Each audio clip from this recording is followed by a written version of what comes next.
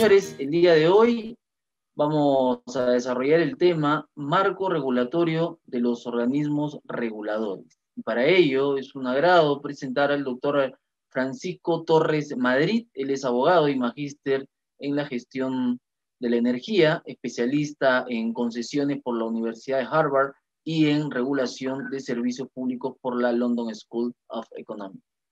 Ha sido además el director general de hidrocarburos y presidente del Comité de Inversión en Energía del Ministerio de Energía y Minas, asesor de OLADE y consultor en inversión privada en el Ministerio de Economía y Finanzas, el MEP. Catedrático en maestría y pregrado en la Universidad ESAN y en la Universidad de San Martín de Porres, respectivamente. Además, es presidente del Centro de Estudios en Derecho Regulatorio de la Universidad de San Martín de Porres y socio fundador de Astraya Consult. Doctor Francisco Torres, bienvenido a la Universidad de San Martín de Porres, Filial Sur. El tiempo es de usted. Adelante. Buenas tardes. Muchísimas gracias, doctor. Muchísimas gracias por la convocatoria una vez más en la filial sur, que forma parte de la familia de la Universidad de San Martín de Porres, y como siempre complacido de compartir información para poder traducirla en conocimiento para provecho de la comunidad académica. Pues bien, vamos a entrar a tallar de fondo a este tema, que tiene que ver mucho con el quehacer de los ciudadanos, en la medida que todos los días, desde que amanecemos, desde que iniciamos el día, somos beneficiarios, usuarios de los servicios públicos. Para empezar, hay que tener un concepto bastante claro, ¿no?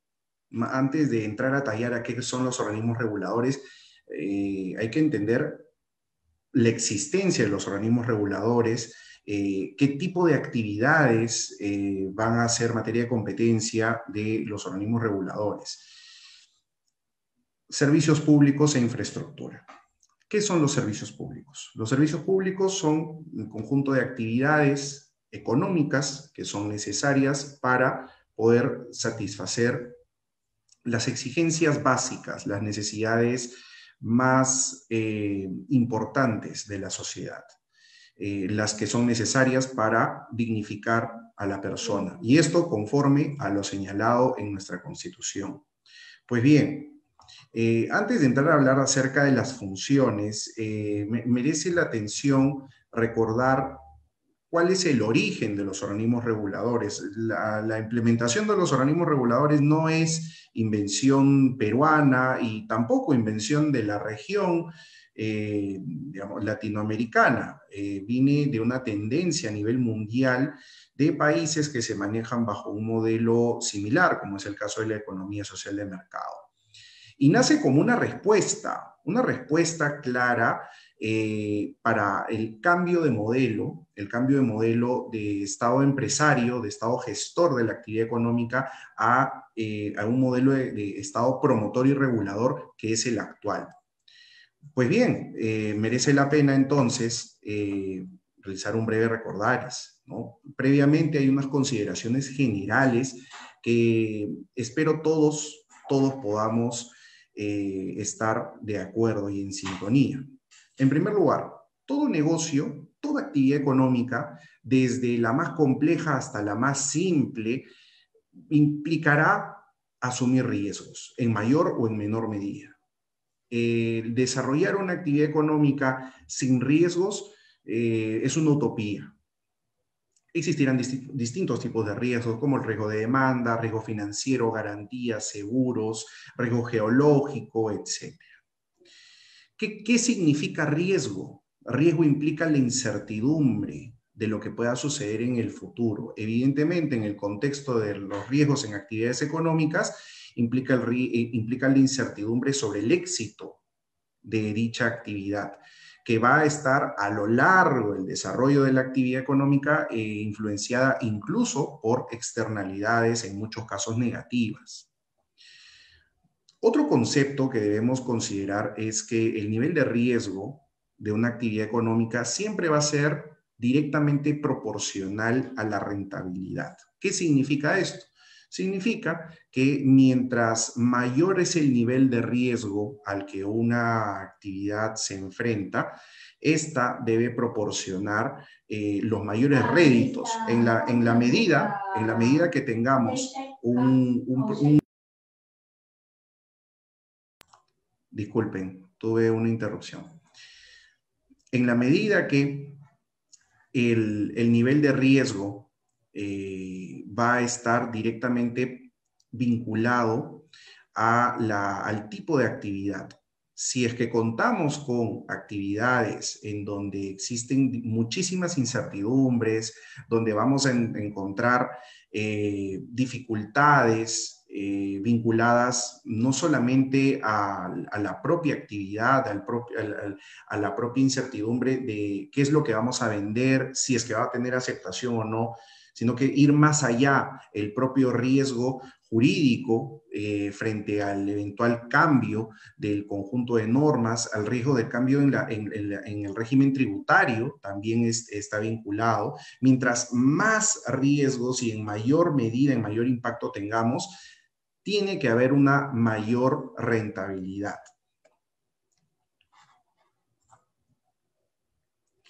Por otro lado, otra consideración general que debemos tener en cuenta es que los recursos, y más aún los recursos públicos, se presumen escasos. Se presumen escasos. De hecho, esta es una máxima de la ciencia económica. Los recursos se presumen escasos. Y en el ámbito de la gestión pública, los recursos públicos que provienen de todos los ciudadanos para la satisfacción de las necesidades de todos, tienen que presumirse mucho más escasos aún.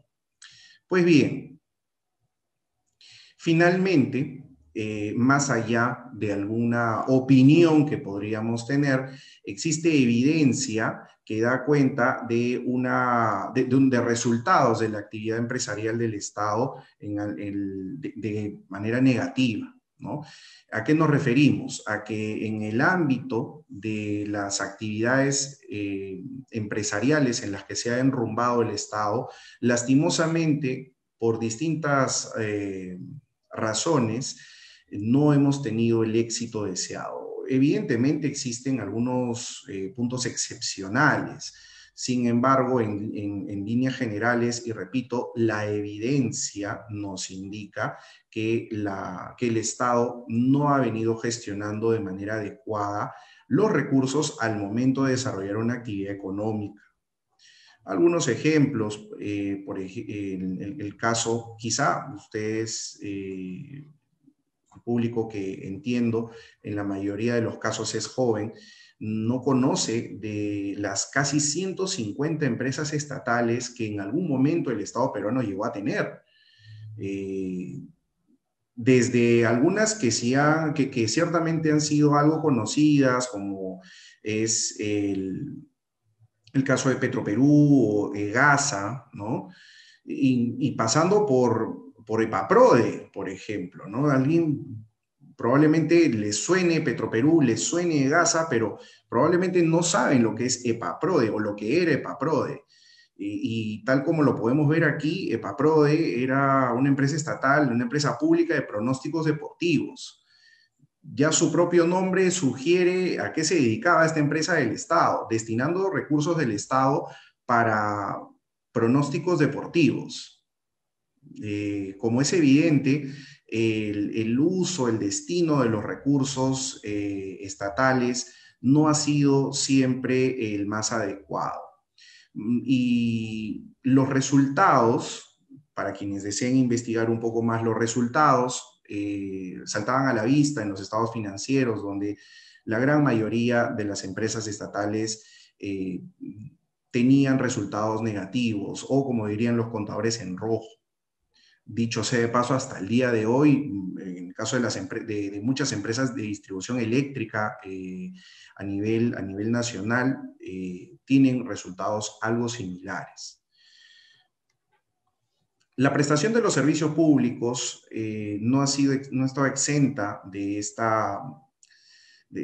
de esta dinámica, ¿no? Muchas empresas estatales se constituían para prestar servicios públicos. Por ejemplo, aquí tenemos el caso de la Compañía Peruana de Teléfonos o de la propia Empresa Nacional de Telecomunicaciones, ¿no? Entel, ¿no? Que dicho sea paso, no es el Entel actual. A nivel de la región latinoamericana existían distintos Entel, Entel Perú, Entel Bolivia, Entel Chile, Entel Ecuador, etcétera, ¿no? El Entel actual que se encuentra operando como empresa privada en nuestro país proviene del arraigo de la Empresa Nacional de Telecomunicaciones chilena, ¿no? Entel Perú existió en algún momento y lastimosamente la prestación de los servicios públicos, como en el caso de las telecomunicaciones, no albergaba la cobertura que al día de hoy podemos tener. Evidentemente, en el ámbito de otros servicios públicos como la electricidad, teníamos una sazón muy similar, evidentemente acompañada de otras externalidades lastimosas como actos vandálicos, pero la intermitencia en el flujo de electricidad no era coincidencia, siendo también esta actividad prestada a cargo de las empresas estatales. Incluso con algunos esfuerzos hasta inútiles de poder obtener mecanismos de participación ciudadana accionaria, como lo podemos ver en este afiche, donde simplemente no había una confianza en el desarrollo de la actividad gestionada por el Estado. Pues bien,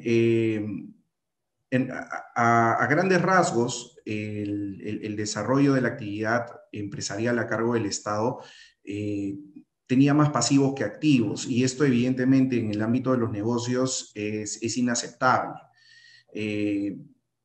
Producto de un viraje, en las reglas, en el modelo económico señalado en la Constitución, es que se toma una nueva perspectiva de las cosas, y es ahí donde algunos instrumentos, como por ejemplo el Consenso de Washington, van a sugerir una modernización en la gestión del Estado, y es ahí donde vamos a llegar a los organismos reguladores.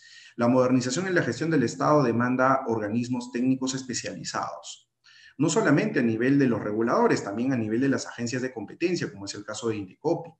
Instituciones que de alguna forma cuenten con autonomía, con responsabilidad al momento de la toma de sus decisiones, basadas eminentemente en consideraciones técnicas y no bajo el poder político. Es así como se toman las decisiones de otorgar concesiones para el desarrollo de servicios públicos y de infraestructura.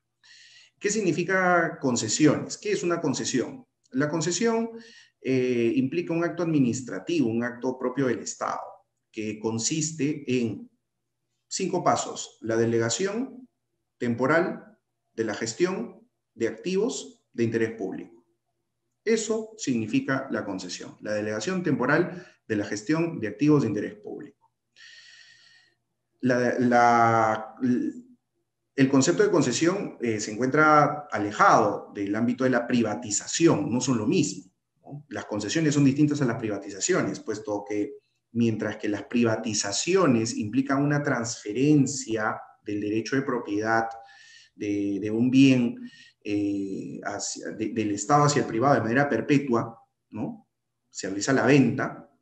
En el caso de las concesiones, no estamos hablando de una venta, estamos hablando de un encargo temporal que realiza el Estado para que una empresa pueda dedicarse a realizar una actividad utilizando, sí, activos estatales por un tiempo determinado, luego del cual estos retornan al Estado para mantener sus condiciones de operatividad. Este es un cuadro que nos permite entender el ámbito de la gestión de los servicios públicos de acuerdo a los modelos, donde podemos identificar a algunos actores. Identificamos a 4 aquí: concedente, concesionario, supervisor y regulador tarifario. Para entenderlo, ¿qué es un concedente? Un concedente es aquella parte en un contrato de concesión que otorga una concesión. En este caso, el concedente es el Estado. ¿O qué es un concesionario? Un concesionario es aquella parte dentro del contrato de concesión que recibe el derecho de la concesión por un tiempo determinado, como lo hemos dicho. En este caso, los concesionarios pueden ser empresas estatales o empresas privadas. ¿Qué es un supervisor? Un supervisor es una entidad del Estado que tiene por objetivo verificar la eficacia del cumplimiento de una norma. Y finalmente, un regulador tarifario es aquella entidad también estatal que se dedica a la aplicación de la regulación económica. ¿Y qué significa esto de la regulación económica? Significa el evaluar los costos para la prestación de un servicio y solo reconocer los costos eficientes, respetando sí un margen de ganancia previamente establecido. Explicados estos términos, vamos a revisar las columnas de la derecha. Bajo el ámbito de la Constitución de 1979, el concedente era evidentemente el Estado, representado por los ministerios. Los ministerios juegan un rol fundamental en la prestación de servicios públicos. ¿Por qué? Porque son el ente rector. Un ente rector es aquel que ejerce tres funciones fundamentales: normativa, concedente y promotora. Por otro lado, tenemos a los concesionarios. Bajo el ámbito previo a la Constitución del 93, tenemos que los concesionarios también estaban representados por el Estado a través de empresas públicas. El Estado concedía al Estado que recibía la concesión y prestaba el servicio. ¿Quién era el supervisor? Adivinaron, también el Estado. Y el Estado supervisaba la actividad de una empresa pública a través de sus distintas unidades de supervisión conformadas dentro de los ministerios. Y las funciones de regulación tarifaria inicialmente se encontraban también a cargo del Estado a través de los ministerios. No obstante, hay un periodo de transición a finales de los años 80, inicio de los años 90, donde se van creando, y ahí ya van asomando un poco lo que van a ser las bases de los organismos reguladores, se van creando comisiones de tarifas, ¿no? Comisiones de tarifas en servicios públicos. Habían comisiones de tarifas en energía, en electricidad, comisiones de tarifas en transporte, comisiones de tarifas en telecomunicaciones, etcétera, ¿no? Pero seguía siendo el Estado con organismos técnicos dentro de los ministerios. A partir de la Constitución de 1993, ya incluso con un año de anticipación, desde el año 92, se van creando los organismos reguladores. Y a la par que se crean los organismos reguladores, se va creando la razón de ser de los organismos reguladores, que es la supervisión ¿de qué? De la inversión privada. Entonces, para que existan organismos reguladores, tiene que haber inversión privada que supervisar. ¿Eso querrá decir acaso que los organismos reguladores no supervisan a la empresa pública? Claro que la supervisan, pero se entendía, y esa era la filosofía con la que se crearon los organismos reguladores, se entendía que la permanencia de las empresas públicas que prestaban servicios públicos simple y llanamente era transitoria y que de manera progresiva las empresas públicas iban a ceder el paso a empresas privadas que puedan prestar los servicios públicos. Lo que se tiene ya algunos años después, ahora año 2021, es un esquema híbrido, si se quiere decir, donde tenemos todavía como concedente, como podemos ver, al Estado representado por los ministerios. Los concesionarios que en una parte son privados, en otra parte son públicos. ¿Qué tan privados y qué tan públicos son los servicios públicos en nuestro país? Pues bien, hay de todo. En el ámbito eléctrico, por ejemplo, las distribuidoras de electricidad privadas son contadas con los dedos de las manos y nos quedamos todavía con algunos dedos de sobra, principalmente en Lima Metropolitana, y también participación accionariada privada en ICA. Por lo demás, contamos con empresas estatales de distribución eléctrica en el resto de nuestro país. En el ámbito del gas natural, tenemos una situación totalmente opuesta, puesto que todas las empresas encargadas por concesión de prestar el servicio público son privadas. Muy probablemente algunos de nuestros amigos arequipeños podrían actualizarnos este dato en el sentido que recientemente, el año pasado, se ha declarado la caducidad de una concesión precisamente de distribución de gas natural en una que abarcaba 3 regiones, Arequipa, Moquegua y Tacna, a cargo de una empresa privada. Esta concesión que ha caducado se encuentra en administración temporal a cargo de Petróleos del Perú, Petroperú, ¿no? Pero, como su nombre lo dice, es una administración temporal. ¿Es una concesión? No es una concesión. ¿Busca prestar el servicio de manera temporal? Sí, pero no es una concesión. En el ámbito del servicio de saneamiento, ¿qué significa el servicio de saneamiento? La prestación del servicio de distribución de agua potable y alcantarillado, ¿no? El servicio de saneamiento es 100% estatal. No obstante, en la década pasada, más que un intento, fue una realidad, un proyecto de una asociación público-privada en la región Tumbes, a cargo de la empresa Atusa. Atusa significa Aguas de Tumbes S.A. Un proyecto privado con capitales extranjeros colombianos, para ser más específicos, que lastimosamente no tuvo éxito. Las consideraciones en cuanto al ámbito regulatorio del agua son muy complejas, extremadamente complejas, por la participación de autoridades locales, una muy fuerte influencia política en el ámbito de la prestación del servicio de saneamiento, en algunas regiones más que en otras, y en el caso de Tumbes, este fue uno de los factores por los cuales esta concesión fracasó. Y finalmente, en el ámbito de la infraestructura vial y en telecomunicaciones, también tenemos otras realidades, ¿no? En infraestructura vial, que se encuentra bajo la competencia de OCITRAN, encontramos concesiones viales privadas y públicas. La mayoría de ellas, sobre todo las del interior del país, son públicas. Dicho sea de paso, han existido proyectos de inversión pública con concesionarias públicas que luego de un tiempo tuvieron que abandonar la operación debido a la falta de operación y mantenimiento, y esto produjo algunos problemas, y eso propició que en algunos casos se hayan tenido que lanzar nuevamente para la oferta de la inversión privada algunos proyectos, sobre todo los de longitudinal de la sierra, ¿no? Son con sus 5 o 6 tramos.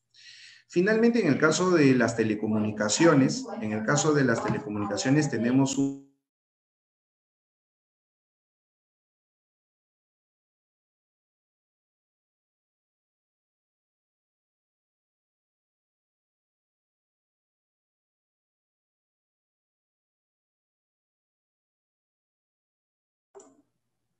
Disculpen, tuve una interrupción. Finalmente, en el ámbito de las telecomunicaciones, tenemos un esquema absolutamente privado, donde todas las operadoras de este servicio son privadas. Aún algunas que provienen de inversión estatal de otro país tienen el tratamiento de inversión privada en nuestro país. Pues bien, dicho esto, continuamos. En esta torta podemos apreciar dos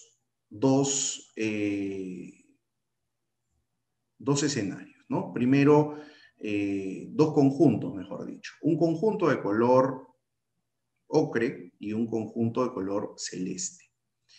¿Qué queremos representar aquí? Que la mayoría de las actividades económicas de nuestro país se encuentran dentro del ámbito de la libre competencia. Es decir, hay libertad de precios, la disponibilidad de los bienes y servicios que se encuentran en este sector mayoritario son libres, la competencia se encuentra supervisada a cargo de una entidad que es el Instituto Nacional de Defensa de la Competencia y la Propiedad Intelectual, que es el INDECOPI. Los precios, como habíamos indicado, se rigen por la ley de la oferta y la demanda. Algunos ejemplos de este mercado libre, por ejemplo, los tenemos aquí: el mercado de restaurantes, cervezas, inmuebles, etc. Sin embargo, existe un sector menor llamado el sector regulado. Y el sector regulado es precisamente donde tienen competencia los organismos reguladores. ¿En qué áreas tiene competencia? En el ámbito de la distribución de electricidad, de la prestación del servicio de telecomunicaciones, en el ámbito del gas natural, aquí vamos a precisar gas natural. El ámbito del gas licuado de petróleo o el GLP no se encuentra en el ámbito regulado, sino en el ámbito libre, de mercado libre. Así como también la infraestructura de transporte y, nos olvidábamos ahí de un punto, el saneamiento. También agua potable y alcantarillado se encuentra en el marco de las actividades reguladas. La norma general aplicable a los servicios públicos es la Ley 27332.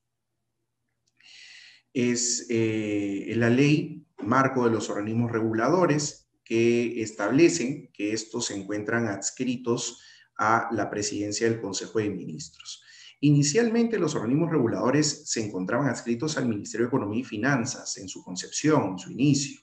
Sin embargo, la idea, el propósito era que estos organismos reguladores tuviesen la mayor autonomía posible.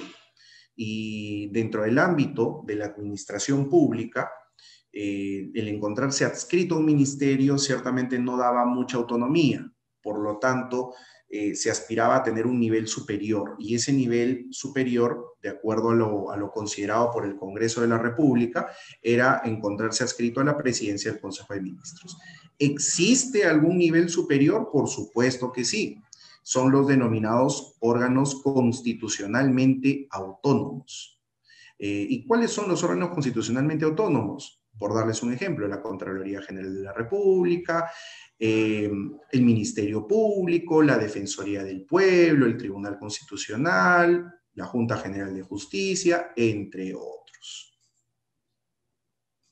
¿Cuáles son los organismos reguladores en el Perú? Son estos cuatro. El OCIPTEL, que tiene competencia en el ámbito no solamente de la prestación del servicio de telecomunicaciones, sino también en la infraestructura para la prestación de dicho servicio. El OCINERMIN, y que tiene una mención especial, puesto que inicia en el año 96 con su creación, siendo un organismo especializado para la regulación en energía, es decir, gas natural y electricidad. Y aquí un tema de reflexión también, ¿no? Porque ¿cómo es posible que el OCINERG, como así se le denominaba inicialmente, se le puedan haber incorporado funciones de supervisión minera? La minería es una actividad que se encuentra en el mercado libre, no es una actividad regulada en el ámbito de las tarifas, por ejemplo. Y aquí viene el punto que diferencia a un organismo regulador de lo que no es un organismo regulador. ¿Cuál será la función que le da el nombre y la clasificación a un organismo regulador? ¿Será la supervisión? Eso no es cierto, porque una municipalidad también supervisa, tiene una unidad de supervisión, de fiscalización, y no por ello es organismo regulador. El INDECOPI también supervisa, fiscaliza y sanciona, y no por ello es organismo regulador. OEFA es una entidad del Estado que también supervisa, fiscaliza y sanciona, y no por ello es organismo regulador. Repito, OEFA no es un organismo regulador. ¿Qué es lo que constituye entonces a un organismo regulador para que sea llamado como tal? La aplicación de la regulación económica. Ese es el punto fundamental que diferencia de lo que es un regulador y lo que no es un regulador. La regulación económica. ¿Qué significa? La fijación de tarifas. Estas 4 entidades, estos 4 organismos fijan tarifas. Esto también a propósito de una controversia que hasta hace un tiempo venía dilucidándose en relación al aporte por regulación, ¿no? ¿Quién debería tener acceso al aporte por regulación? Pues un organismo regulador. Cualquier otra entidad podría tener cualquier otro aporte menos el aporte por regulación. Pues bien, en el ámbito de OCITRAN ocurre en muchos casos una confusión, puesto que se piensa que por incluir en su denominación la palabra transporte, se piensa que el OCITRAN tiene la competencia para la supervisión del servicio de transporte, y eso no es así. El OCITRAN es el organismo regulador que tiene competencia para supervisar y fiscalizar el desarrollo de la infraestructura de transporte, es decir, puertos, aeropuertos, concesiones viales, carreteras, etc. Y esa es la diferencia con otras instituciones como por ejemplo Sutran, ¿no? Que sí está específicamente vinculada a la prestación del servicio de transporte terrestre, por darles algún ejemplo. Y finalmente SUNAS, ¿no? Que ha sido el primero de los organismos reguladores, se fundó en el año 92, antes de la Constitución del 93.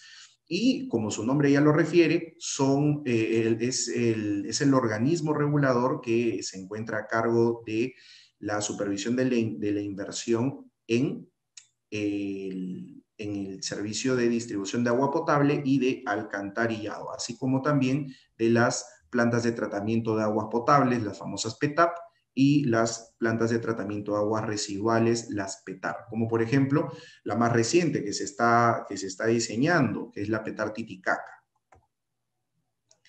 ¿Qué características reúnen los organismos reguladores?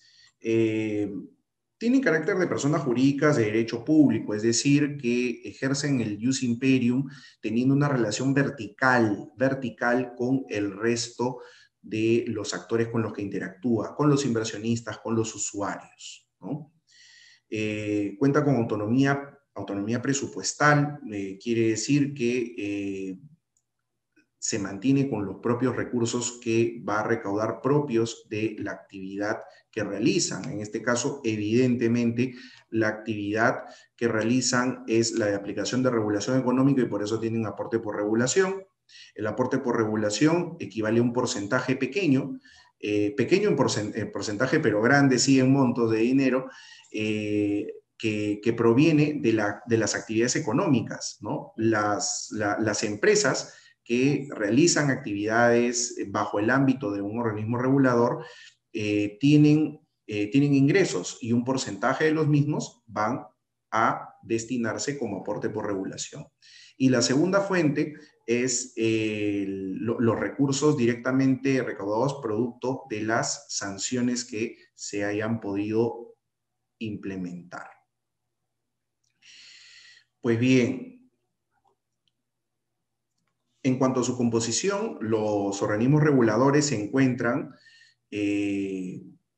constituidos en un organigrama que está encabezado por el Consejo Directivo. El Consejo Directivo es el órgano en rango jerárquico más alto en la estructura orgánica de un organismo regulador. Ello independientemente, ojo, independientemente a los tribunales que resuelven controversias en vía administrativa, No se vaya a pensar que el consejo directivo de un organismo regulador resuelve en última instancia una controversia, en última instancia administrativa una controversia. Para ello existen tribunales especializados, ¿no?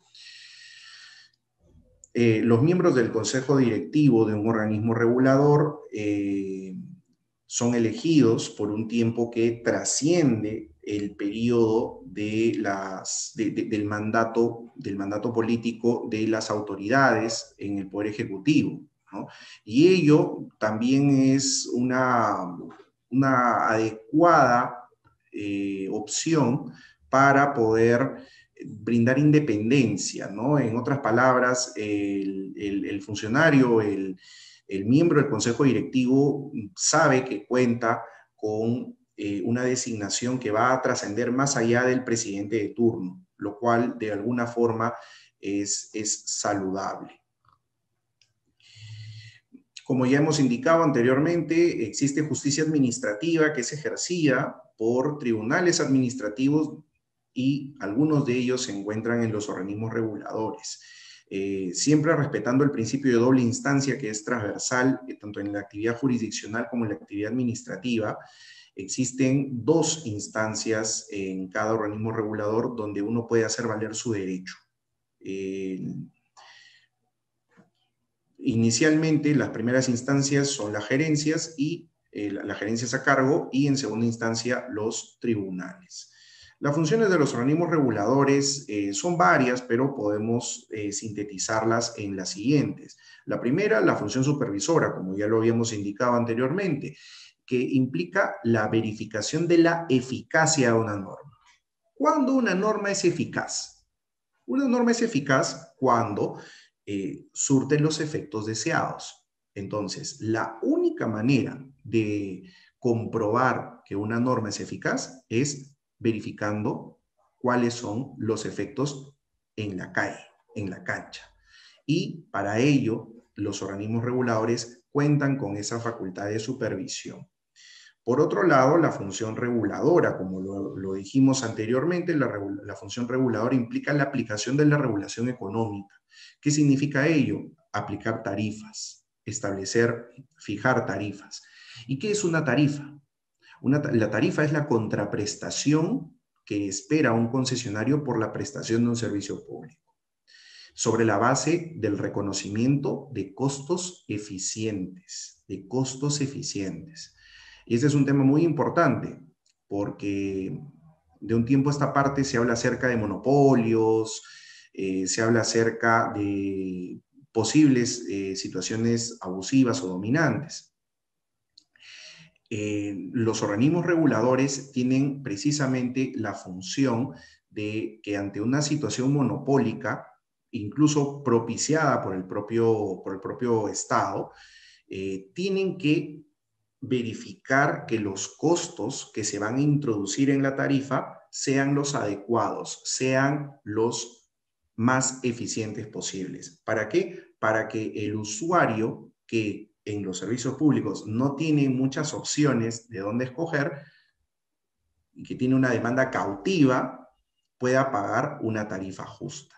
Esa es función de los organismos reguladores.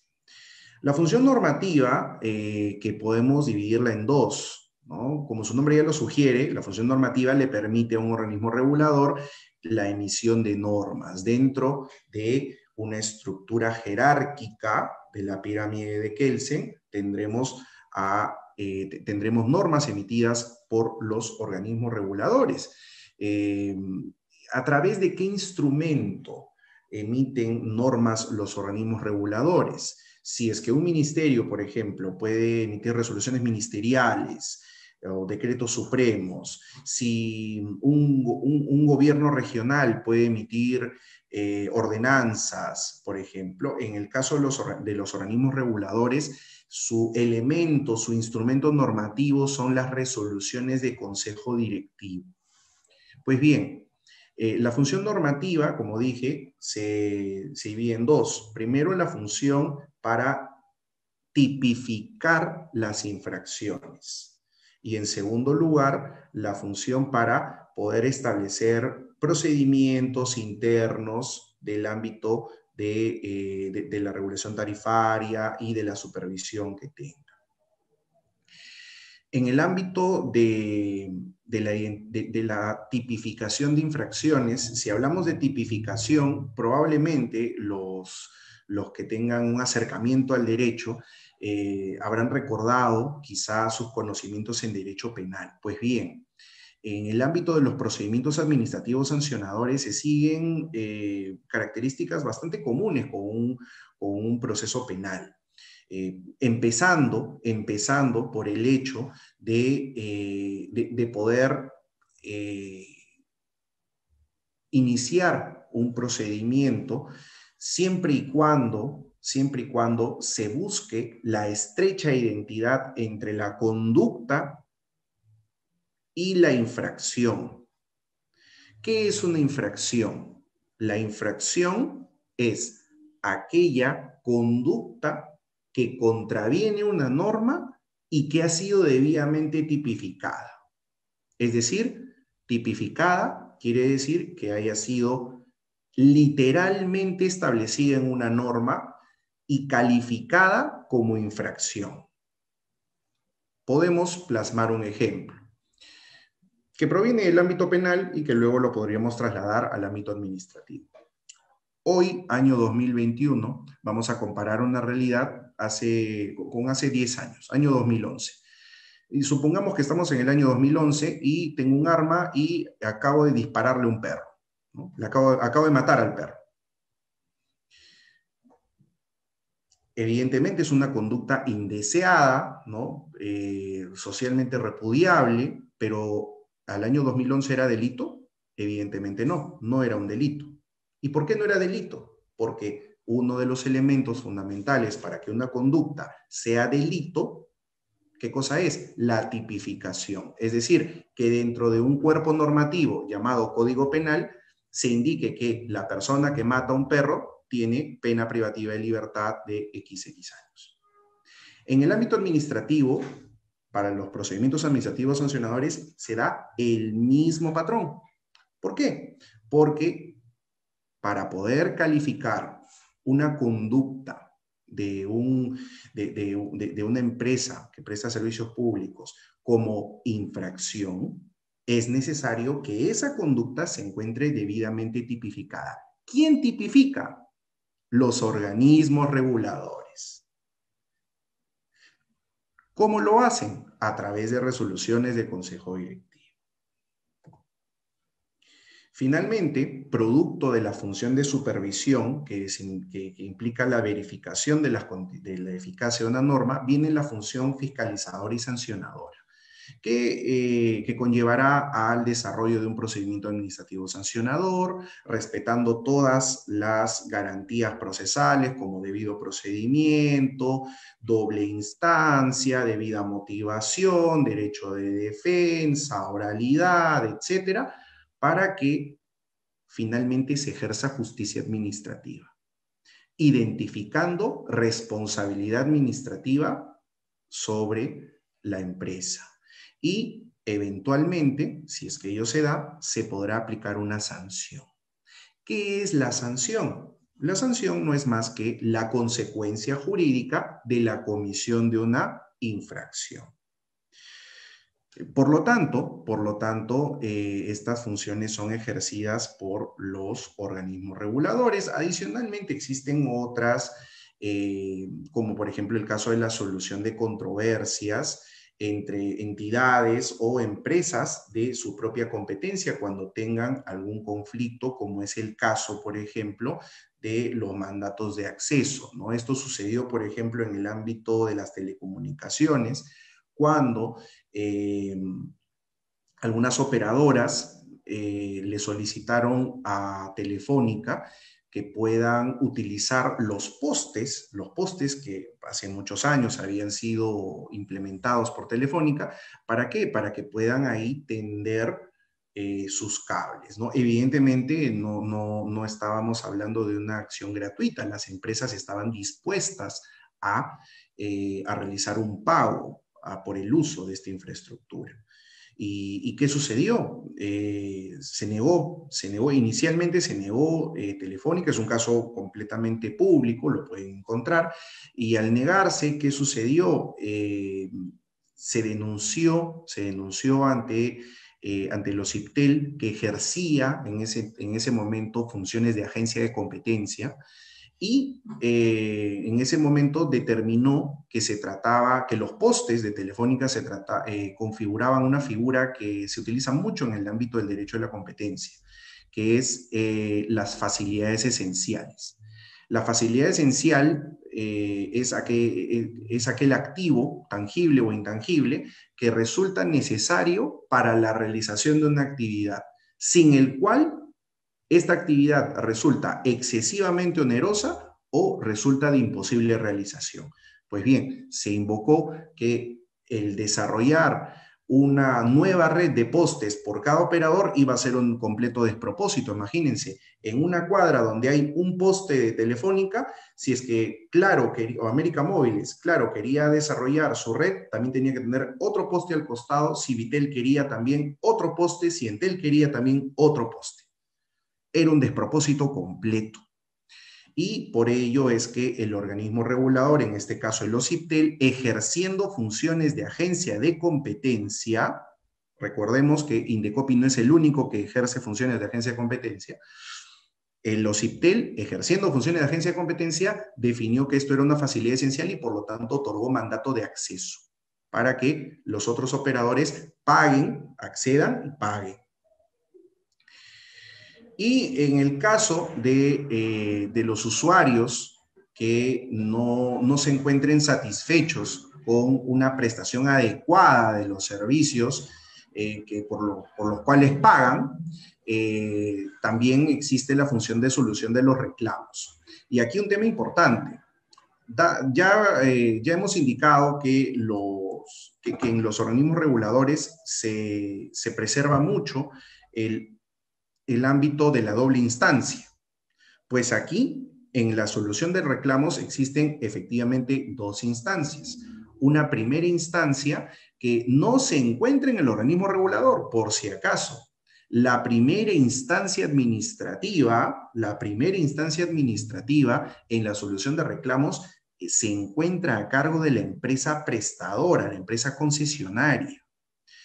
Alguien podría decir, pero si se trata, por ejemplo, de una empresa privada, ¿cómo es que una empresa privada va a ejercer justicia administrativa? ¿No? ¿Cómo es que puede ser primera instancia administrativa? ¿De qué estamos hablando? Título preliminar de la Ley del Procedimiento Administrativo General. Se encuentran dentro del ámbito de las entidades de la administración pública los siguientes: los ministerios, el parlamento, universidades públicas, etc. Y al final, también formarán parte de la administración pública aquellas empresas privadas que prestan servicios públicos. Por lo tanto, ejercen función de primera instancia administrativa en la solución de reclamos. Disculpen un momento, creo que he recibido un mensaje. No, pensé que sí. Bueno, muy bien.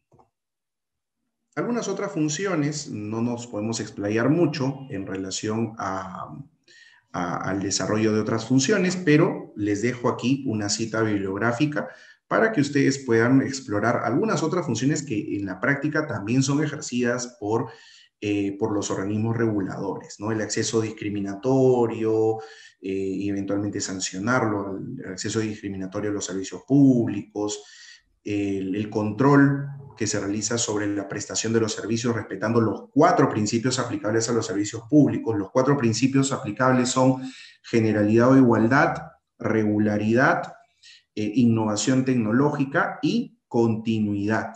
Este último tan anhelado, el principio de continuidad. Vamos a pasar rápidamente al punto de la fijación de tarifas en infraestructura y servicios públicos, que cuenta con 2 características: transparencia y predictibilidad. ¿Qué significa transparencia?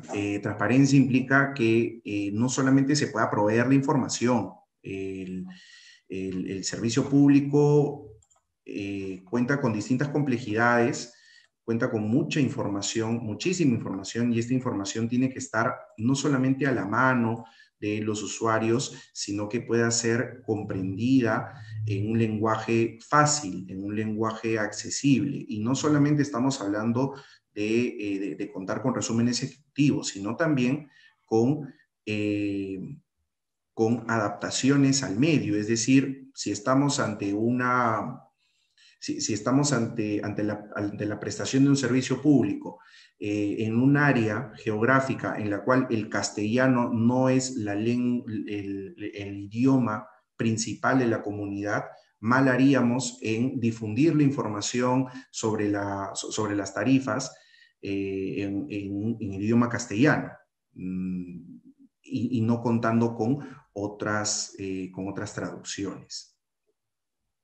Finalmente, la otra característica vinculada a la fijación de tarifas es la predictibilidad. ¿Qué quiere decir? Evitar en lo posible, como regla general, evitar la discrecionalidad. ¿Qué quiere decir? La discrecionalidad implica un juicio de valor absolutamente subjetivo, que no se encuentra basado en algún tipo de precedente. Eso es lo que se pretende evitar.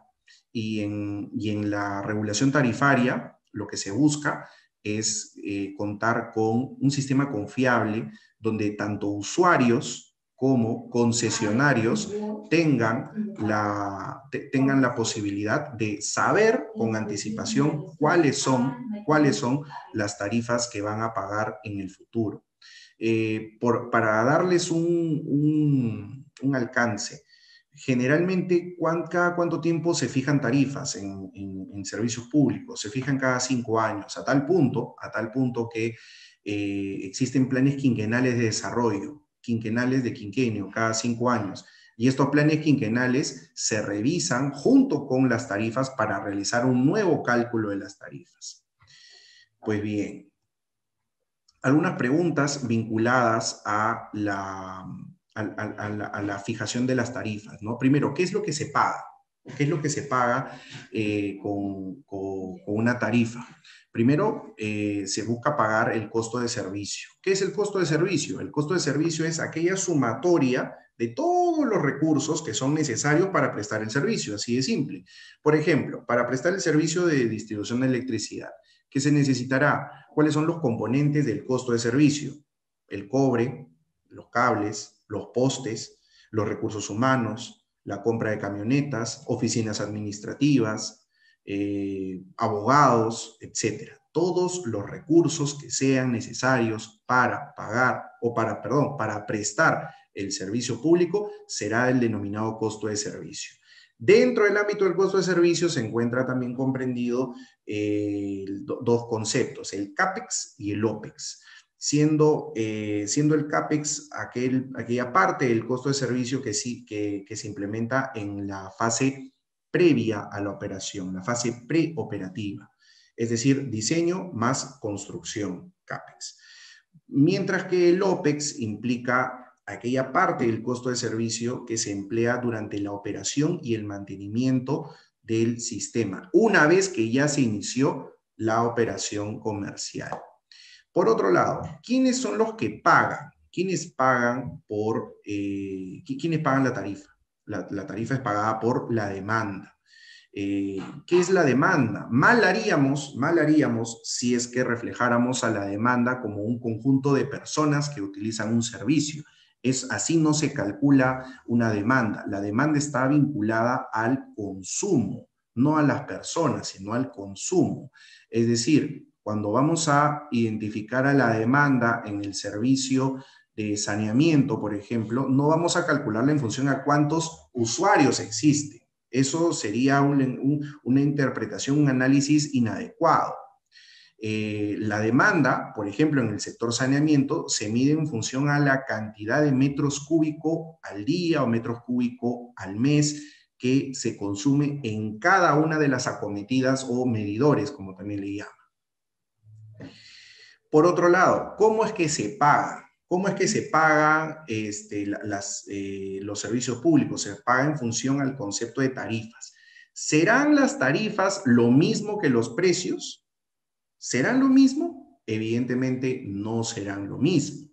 Un precio, el precio implica la contraprestación que se da en un mercado libre, ¿sí? En un mercado libre. En el mercado de las gaseosas, en el mercado de los colchones o los restaurantes, pagamos un precio. ¿Y cómo se forma ese precio? Se forma de la deliberación y la medición de las fuerzas del mercado, oferta y demanda. Sube la oferta, baja la oferta, sube demanda, baja la demanda.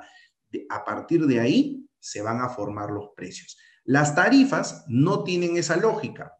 ¿Por qué? Porque las tarifas precisamente se aplican en escenarios donde no hay competencia, donde hay una situación monopólica, por si acaso, situaciones monopólicas debidamente establecidas por el Estado.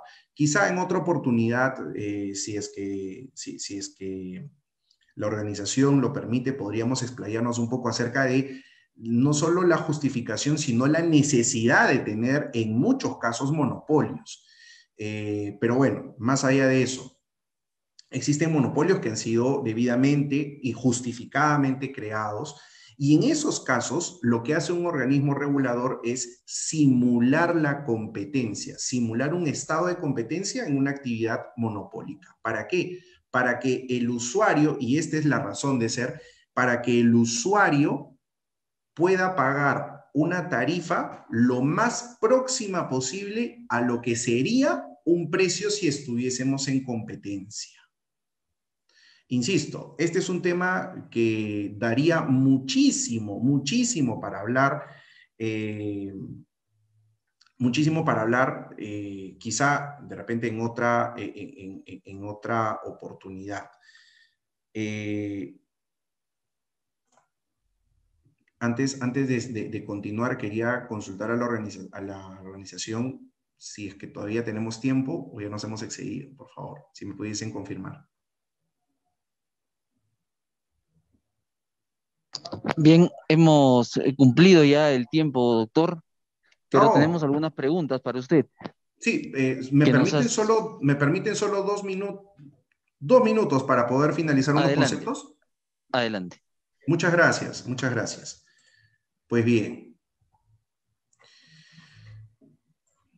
de un tiempo a esta parte, los organismos reguladores han venido tratando de acercarse a la comunidad, implementando distintos sistemas de comunicación para la solución de los reclamos, la atención a consultas, con sistemas amigables a través de centrales telefónicas, líneas gratuitas, correos electrónicos,